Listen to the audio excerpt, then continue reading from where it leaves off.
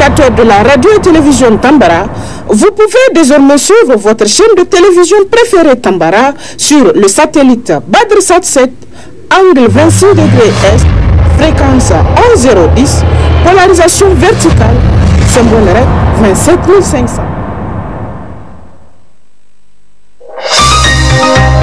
Suivez le journal avec STM Transport Voyageurs, une nouvelle façon de voyager.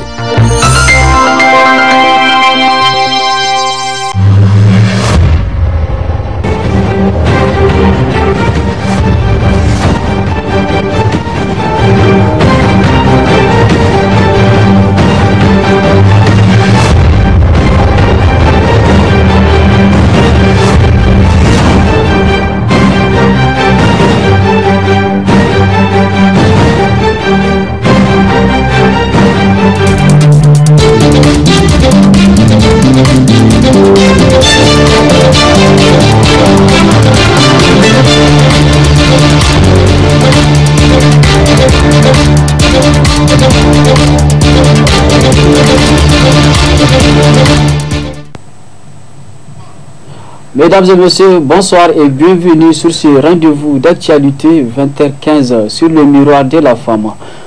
La salle de réunion de l'hôtel Radisson Blu de Niamey a servi de cadre ce vendredi 3 mars 2023 à la rencontre sur le Forum national des jeunes filles et des femmes leaders.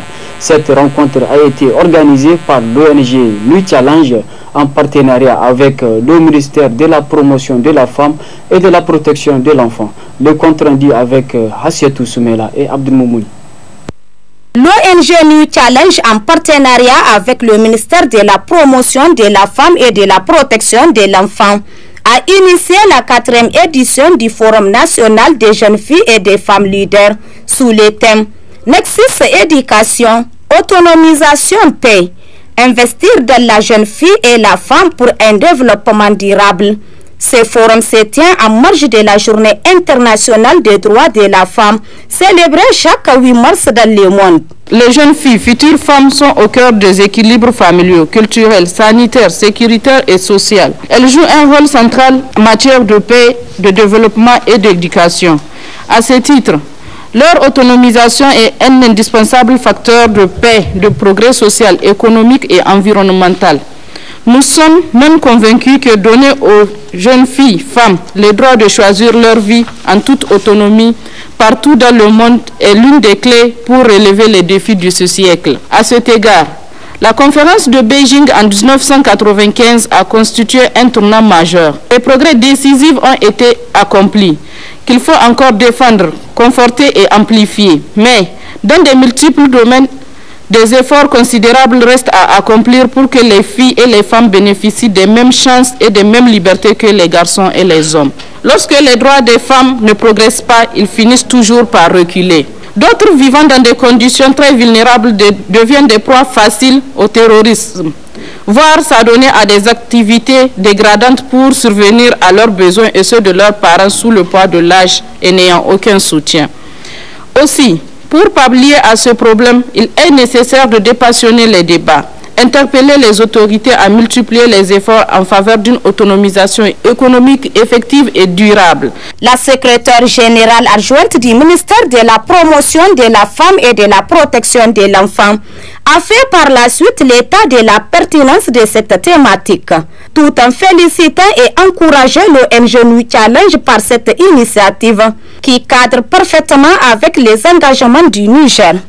La pertinence de ce thème nous incite à passer en revue les efforts combien importants consentis par les autorités, au premier rang desquelles Son Excellence Mohamed Bazoum, président de la République, chef de l'État, dans l'éducation des filles, la protection des droits des jeunes et la promotion du leadership féminin qui font partie de ses priorités. En plus, la place de choix réservée aux femmes et aux enfants dans la déclaration de politique générale du gouvernement de son Excellence Oumoudou Mahamadou nous réconforte à plus d'un titre. Ce cadre annuel de promotion du leadership féminin créé par l'ONG Nuit Challenge Organisée en marge de la Journée internationale des droits de la femme, célébrée chaque 8 mars de par le monde, et la veille du départ d'une forte délégation de Nigériennes pour prendre part à la 67e session de la Commission de la condition de la femme à New York, témoigne de l'engagement des structures féminines du Niger dans leur combat pour la promotion et la protection des droits des femmes. En effet, les filles et les femmes sont le pilier de la cohésion familiale et communautaire dans tous les domaines. Elles jouent un rôle primordial en matière de paix et de sécurité. À ce titre, leur autonomisation et leur pleine participation dans la gestion de la cité sont indispensables à la paix, au progrès social et économique.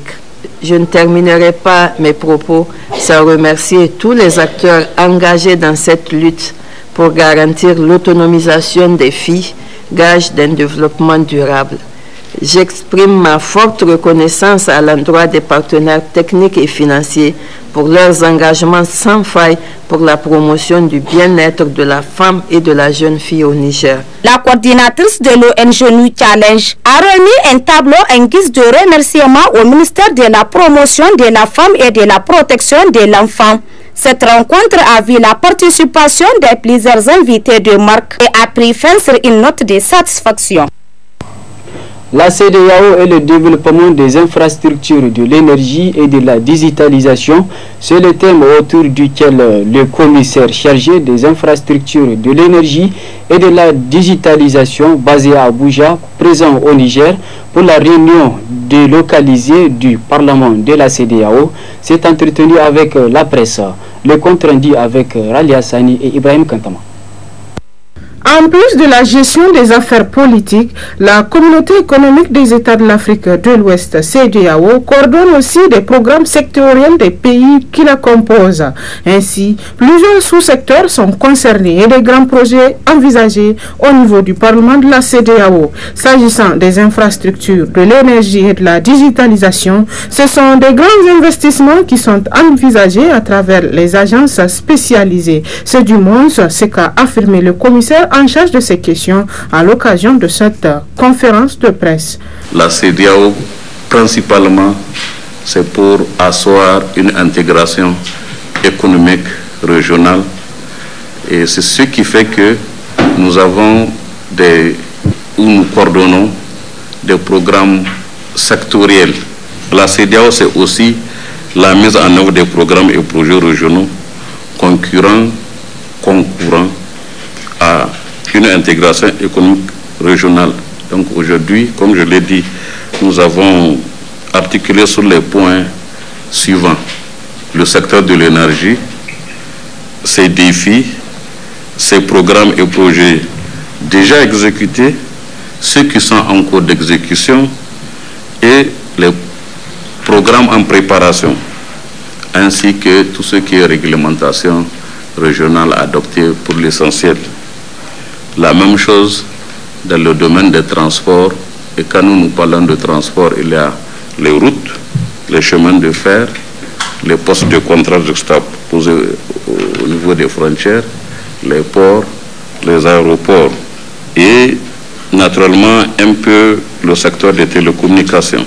Après avoir passé au peigne fin les différentes réalisations, les programmes et projets, les journalistes ont eu droit à poser des questions auxquelles le commissaire et le représentant résident de la CEDEAO ont apporté des réponses précises. En fait, il y a beaucoup. D'abord, quand c'est un projet régional, ça dépend. Je donne un exemple concret. Tout de suite, je parlais du projet qui consiste à alimenter 742 localités. Le projet d'électrification rurale ici au Niger. C'est un projet régional. Aujourd'hui, nous sommes la première composante, ça couvre la Gambie, la Guinée-Bissau et le Mali. Il a une unité régionale de coordination qui est chez nous à Abuja, à la direction de l'énergie.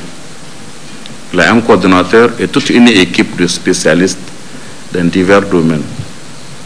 Maintenant, au niveau de ces 3 pays, nous avons une unité de mise en œuvre du projet, une unité nationale. Donc, quand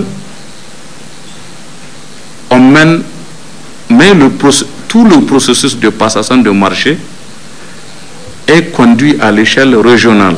Pour le moment, on est au stade de concertation avec les États membres, mais avec comme objectif d'ici la fin de l'année, au prochain réunion statutaire de décembre 2023, faire adopter la création de ce fonds. Nous sommes en train de mener une mise à jour de l'étude. Un consultant a été sélectionné, il va parcourir au mois de mars de ce mois-là, il va venir au Niger, dans tous les 15 États. Parce que, par exemple, quand vous prenez le Niger, au moment où l'étude a été faite, c'était sur la base d'une production de 20 000 barils par jour. Aujourd'hui, d'ici 2-3 ans, ça sera 120 000. Présentement, nous sommes en train d'harmoniser tous ces textes avec la commission de l'UEMOA. Cette rencontre avec la presse initiée par le représentant résident de la CEDEAO est à saluer car elle permet de faire connaître les différentes missions et attributions de la CEDEAO. Ainsi, il ressort que les activités de la CEDEAO concernent des questions de transport, de télécommunications, d'énergie et plusieurs autres secteurs des différents pays qui la composent. Intéressons-nous cette fois-ci à la confection des tamis, une activité génératrice de revenus exercée généralement par les hommes et dont les produits dérivés que sont les tamis participent à la facilitation de certains travaux ménagers. Suivons cet élément de Reissa Haruna.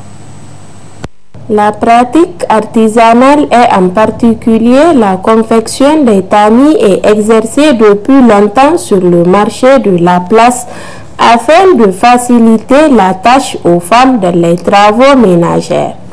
De nos jours, la fabrication de ces tamis a connu une certaine modernisation par le biais de l'utilisation et de la transformation de nombreux accessoires tels que les boîtes vides de tomates concentrées, des clous, les tissus en grillage, etc. Les prix varient entre 250 francs à 500 francs en fonction de la qualité. Aussi, cette activité est pourvoyeur d'emploi pour la jeunesse. Cette activité exige cependant beaucoup de courage, d'endurance et de patience.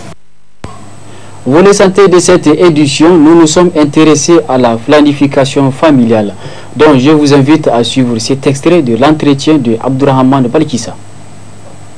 L'importance de la planification familiale, c'est qu'elle permet d'éviter les morts des nourrissons et des enfants. Elle réduit aussi les problèmes d'accouchement et garantir vraiment l'avenir des enfants.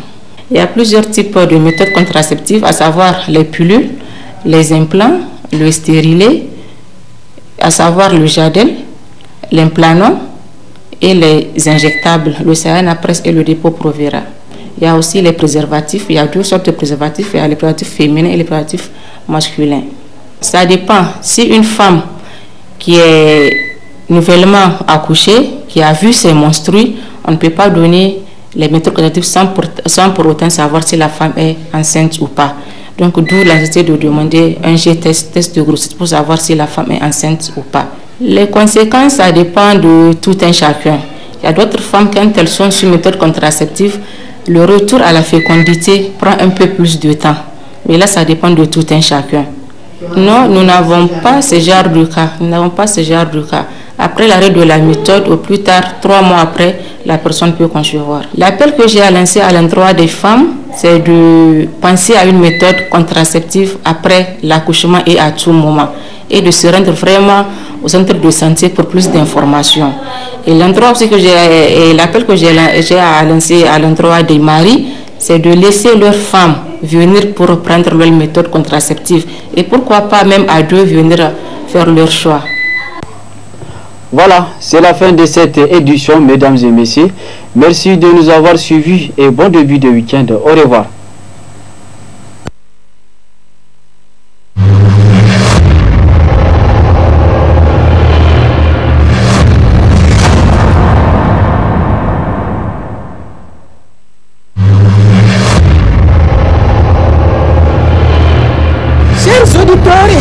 téléspectateurs de la radio et télévision Tambara, vous pouvez désormais suivre votre chaîne de télévision préférée Tambara sur le satellite Badr 7, angle 26 degrés Est, fréquence 11010, polarisation verticale, symbole REC 27500.